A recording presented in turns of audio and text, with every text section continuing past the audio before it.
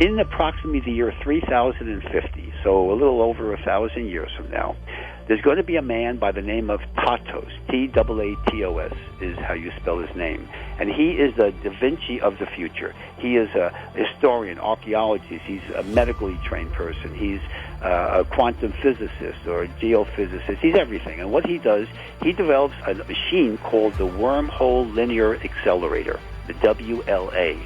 And this is a machine that literally enlarges a wormhole to classical size so that he and his crew can get into a ship and travel back in time. These chrononauts from the 31st to the 50th century go back in time and they help us. The crew of Tatos, these are the names: Geb, Isis, Osiris, and Horus. They went back to ancient Egypt first, and of course, if you go back in ancient Egypt as a time traveler, they're going to worship you as a god. The term chrononauts is the time travelers and their interaction, how they come back and actually have created our civilization technologically.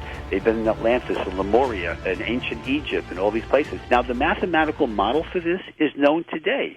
Well, we're talking about the space-time continuum. So to simplify the field of quantum mechanics or quantum physics, basically all time is simultaneous. So when you enter into the space-time continuum, now you're in the fifth dimension, literally, and therefore all time is simultaneous. Kip Thorne did the research, came up with a mathematical model which shows exactly what I'm saying, that if you enlarge your wormhole to classic size, line it with exotic matter, which has negative mass and moves positive and forward in time, the opposite of antimatter, then you can actually create a time machine. Tatos will actually do that. By the way, was also known in the Egyptian hieroglyphics as Thoth, which was Hermes by the Greeks, who was the person who gave us language and books and writing, etc. Where do you think we get our technology? You know, the raw materials of this planet hasn't changed in thousands and thousands of years. We've had brilliant people living in ancient Egypt, the golden age of Greece, with Plato and Socrates, and Archimedes is really one of the most brilliant guys. And then this guy named Hero back in Rome in about the 1st century A.D., he developed a steam engine, which is, by the way, in the Smithsonian, a working model, a little model of it, that the Romans rejected because they thought it didn't work, you know, but it did. Why didn't we have cell phones and TV shows and satellites and space programs back then?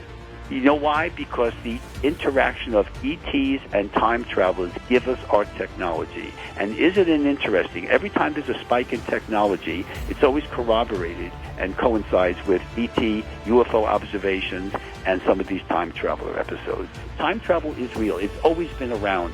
All the ancient Greek civilizations, the Romans, the mystery schools, they've all reported this. Man did not invent electricity or fire. We discovered it.